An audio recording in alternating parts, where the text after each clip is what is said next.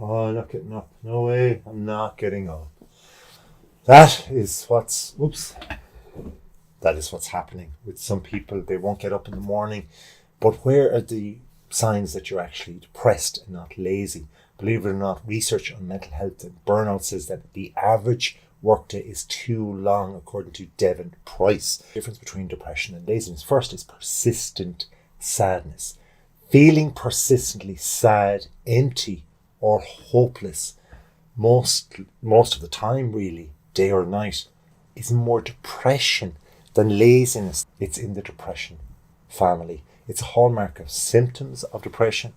These feelings, believe it or not, are not related to any particular event, maybe, or circumstance, but rather a pervasive mood state. You can have a loss of interest or pleasure as well.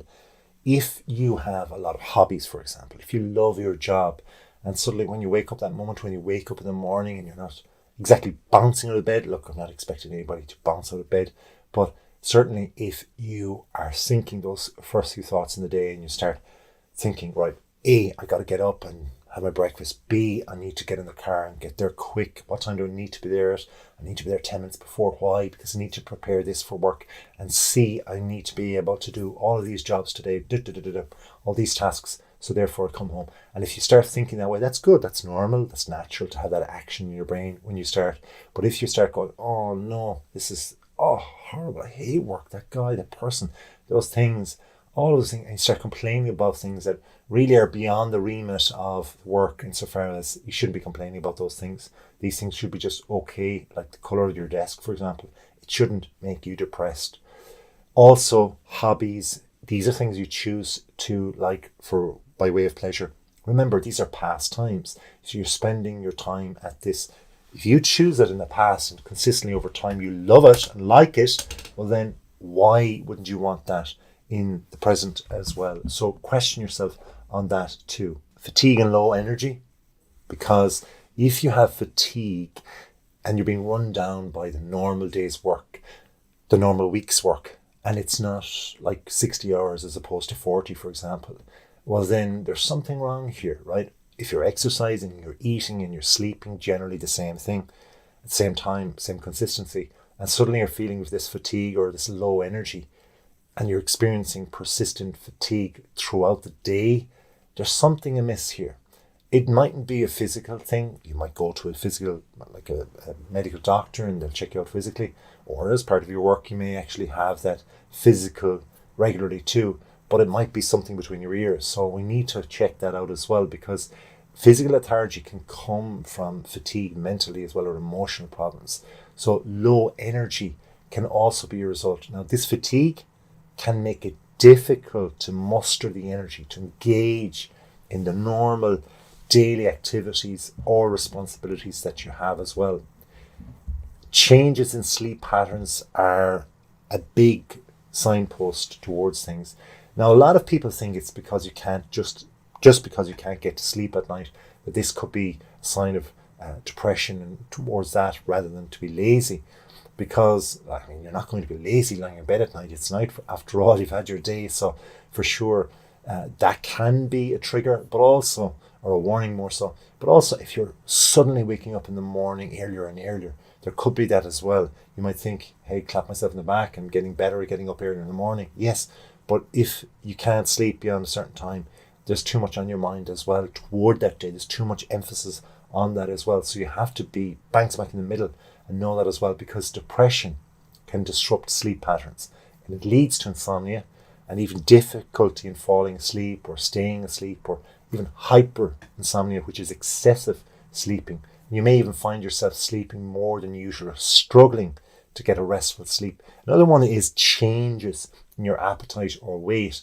Now, if we take the latter for a second there, your weight, obviously you think, gosh, I need to eat a lot more in order to gain weight or exercise less and whatever, but not necessarily, because your hormones and other things going on between the mind and the body, this communication that goes on, can play a part too. So going back to the former, the appetite, if you're changing the requirements of what you usually eat, like if you eat a plate full of food usually, and then you're not eating as much, or you're struggling and you want a lot more and you're trying to keep up with this frantic way of trying to get more energy, that's also a sign as well. So for sure, look out for that. Make that consistent way, along with the other things that we've mentioned, of assessing what's going on with you. If you have difficulty concentrating, you might find it very difficult to retain information, for example, or to complete assignments or engage in conversations. This might be a sign that the old hamster has gone the hamster wheel too long and he's like going around in circles and he's spinning around, and you need to find relaxation techniques. Concentrating and depression can be sincerely related. So make it sincerely thorough investigation into your own life by yourself first off, to question yourself and say, look, this concentration is not good enough for work, for my relationships. If I can't even stand in front of somebody, and I can't even concentrate right now, but I can because I'm not depressed, thankfully. But if I can look in front of somebody and assess myself that I'm genuinely interested in the usual friendship, in the usual conversation that's over and back, in the relationship I'm having with another person, these are signs then that I can assess it and go, yes, I'm okay on that front. I was just a little bit tired for today. That's okay. But it's certainly not laziness. It's more depression if it's consistent over time and you're doing other things as well that we've mentioned. Feelings of worthlessness or guilt as well. Look, what's in the past is in the past. Very easy for me to say that. But if you have feelings of worthlessness or guilt towards a situation or a person, well, then we need to look at this, because it could be pushing us down the road of the depression area, because these feelings are not ones that we should have in our daily activities. These are pulling us back, slowing us down. It's like a car going along a motorway, going along a freeway with burst or flat tires. Worthlessness and guilt, yes, can be attributed to certain things that you've done in the past or not done, but we have to rationalize them, sit down with ourselves, a friend or friends or family, and say, look, I did feel guilty, and express it in a wholehearted manner so that you can move on. You can attribute the blame to that or yourself for whatever reason and say, look, I need to get better. I need to learn. I need to understand things as well.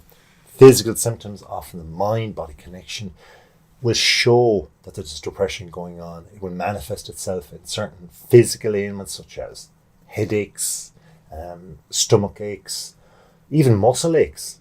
There could be a change in your weight gain or decrease.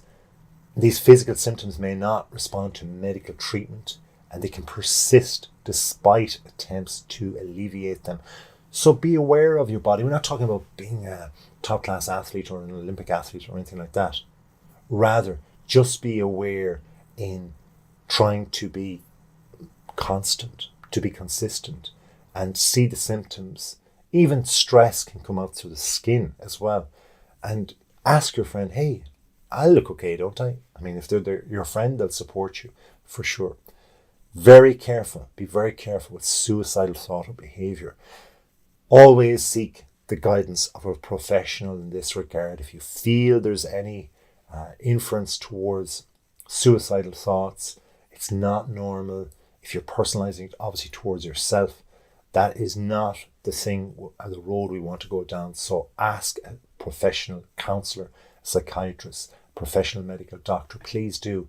You have value on this earth, and people around you have value on this earth, and your behavior cannot go towards that in any way. It is strength, showing strength by asking for a favor, by asking for an opinion that will help you in the longer run.